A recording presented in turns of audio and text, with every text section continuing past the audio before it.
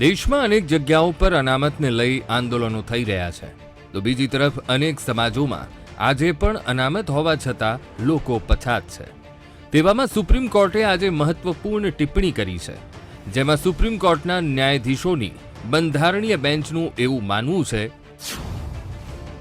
કે ગરીબોના લાભ માટે સદ્ધર લોકોને અનામતમાંથી બહાર કાઢવા જોઈએ।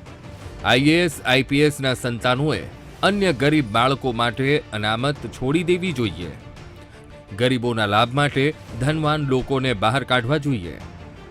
જેણે અનામતનો લાભ મેળવ્યો છે તેમણે અન્ય પછાત લોકો માટે અનામત છોડવી જોઈએ। જે અનામતનો લાભ મેળવી સમૃદ્ધ થયા તેમને જનરલ કેટેગરીમાં કેમ સામેલ ન કરી શકાય? સુપ્રીમ કોર્ટની બંધારણીય બેન્ચે આ પ્રકારના સવાલો પંજાબના એસસી એસટી ઓબીસી અનામત 2006ના કાયદા અંગે સુનાવણી દરમિયાન પૂછ્યા છે।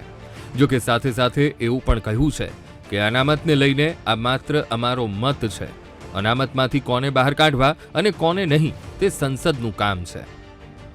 સુપ્રીમ કોર્ટની આ ટિપ્પણી પછી દેશમાં એક ચર્ચાનો વિષય છેડાયો છે। રાજકીય પક્ષો પોતપોતાના મંતવ્યો આપી રહ્યા છે। કોઈ આડકતરી રીતે વિરોધ નોંધાવી રહ્યું છે તો કોઈ નિર્ણયને આવકારી રહ્યું છે। આ તો સુપ્રીમ કોર્ટની જ્યારે વાત હોય ત્યારે એ બાબતમાં ઘણા એના નિષ્ણાંતો આ તે બધા વાત કરશે, પણ આ બાબતમાં આટલું જ છે। આપણે જ્યારે સીએનજી કે ગેસની બોટલની વાત આવી તો એ ટાઈમે પીએમએ એવી વાત કરી કે સબસિડી સુખી સંપન્ન લોકો સ્વૈચ્છિક રીતે છોડી દે।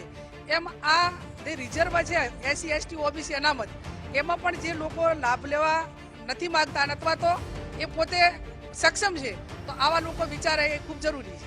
મીડિયાની અંદર વારંવાર કહ્યું છે કે જે લોકો સમૃદ્ધ હોય, સદ્ધર થઈ ગયા હોય, જે સારી પોસ્ટ ઉપર જતા રહ્યા હોય એવા લોકો પણ હજી સુધી એમના બાળકો માટે અનામતનો લાભ લે છે।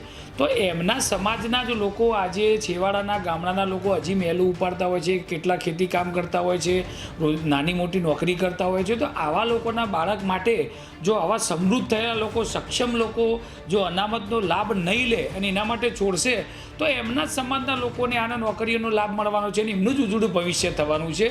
તો સુપ્રીમ કોર્ટનો નામદાર કોર્ટનું આ નિવેદન હું ખરેખર વખાણું છું। સુપ્રીમ કોર્ટે તો પોતાનો મત રજૂ કર્યો છે, પરંતુ આ મુદ્દે આવનાર સમયમાં કેન્દ્રની મોદી સરકાર કોઈ કાયદો લાવે છે કે નહીં તે જોવું રહ્યું। Bureau report, VTV news.